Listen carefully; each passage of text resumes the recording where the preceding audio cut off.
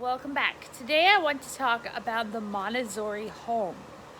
The really interesting thing about Montessori is that it goes beyond toys and education, and it talks about things like parenting style, like gentle parenting and respectful parenting, and it affects a lot of the setup of the home because Montessori is all about respecting the child and encouraging independence. And these are the parts of Montessori that I really like. I don't like how I feel like it downplays imaginative play, especially in the preschool years at school. I think kids need to be encouraged towards creative play, even at preschool. But there's a lot of Montessori that I love and that I plan on using with my own children if and when I ever have children. And I wanted to talk about what a Montessori home looks like and what I love about it. So, starting off in the bedroom, the most interesting thing about a Montessori home to me is the floor bed. Their beds are literally just a mattress on the floor. The idea is that a crib is like a little jail cell, and instead they want to create a yes space in the bedroom, so you completely baby-proof the bedroom, and then you can close the door of the bedroom and the child has free range over the entire bedroom. They can get out of bed as they wish, and the idea is to take that,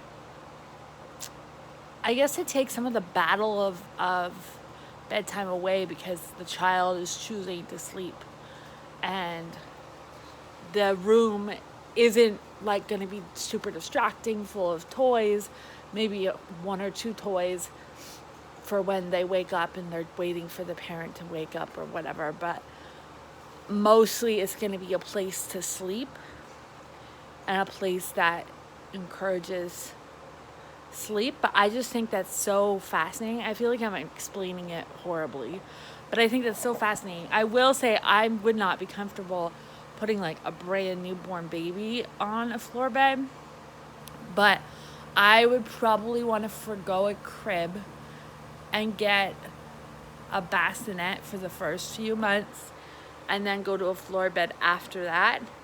I have my eye on this bassinet. It's called Halo Swivel Bassinet, and oh my goodness, it's so cool. It's not Montessori or anything, so it has nothing to do with this video, but I'm just talking about the setup of your home, and a bassinet is something that I want to set my home up to be ready for children. And this swivel bassinet is super cool because the side is like easy to grab the baby out of, and not like a crib where you have to like put your hand down. It's easy to like pat the baby's back, and it swivels around, and it's designed for like postpartum women who maybe have stitches or something and they need to get their baby but they're in pain themselves and they don't want to move a lot. So it's designed to make that whole process super easy, and I want one so bad. But after the child grows out of that bassinet, I'd want to do the Montessori floor bed. So staying in the bedroom, something else I like about Montessori is the wardrobe. How they have an open closet rack and shelves with folded clothes, and children can pick their own clothes when they're older, when they're like 3. They can pick their own clothes and start to dress themselves, and I think that's so great to encourage independence and give them a feeling of control over something. And then going out of the bedroom into the bathroom, there's different ways that you can deal with hand washing. You can get like a little step stool so that they can get up to the adult taps. You can get a water extender, so the water, instead of going at the far back of the sink, there's like a little funnel underneath the tap and the water comes out closer so the child can reach it. Or you could even set up their own little table with a basin and a jug, and they can just pour some water into the basin from the jug and then scrub with soap and rinse in the basin and brush their teeth in the basin, and then just have the adult dump the basin out in the sink, or they can do it themselves when they're a little older. I've also seen people who now this I've seen more in the kitchen, but people will set up like running water pumps and on play kitchens, and they'll have like those water dispensers where you just pull the little tab and the water comes out over like a bowl that operates as a sink. So there's a lot of different ways you can make hand washing more manageable and independent, so that they can do it more on their own.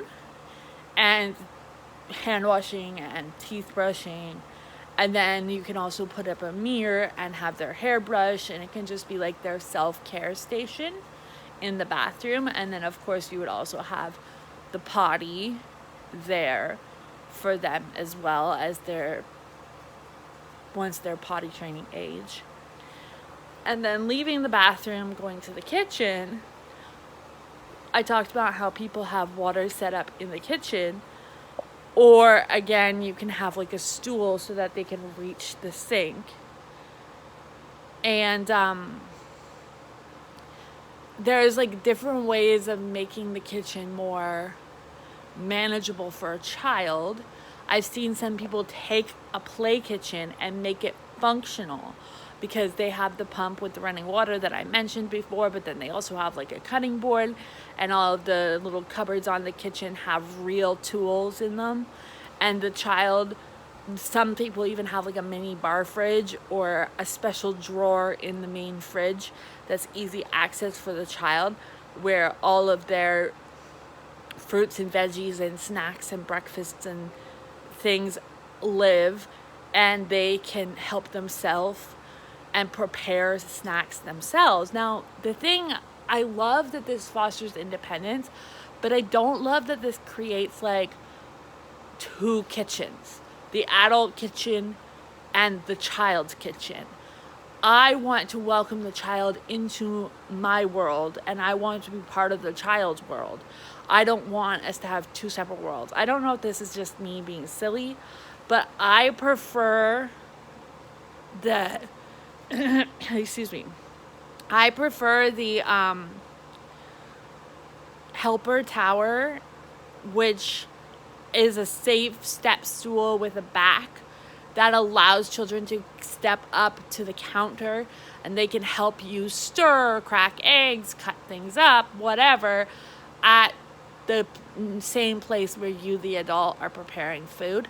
I just prefer that. Same with, in Montessori, there's weaning tables, which is just like a little table and chair for the child to eat their food at. Or you can have a high chair and welcome the child to the adult dining table, and you could get like a trip trap high chair that is easier to climb in and out of when they're the toddler age.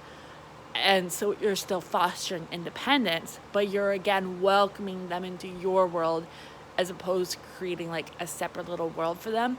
It's not as Montessori, but for me personally, it's what makes sense.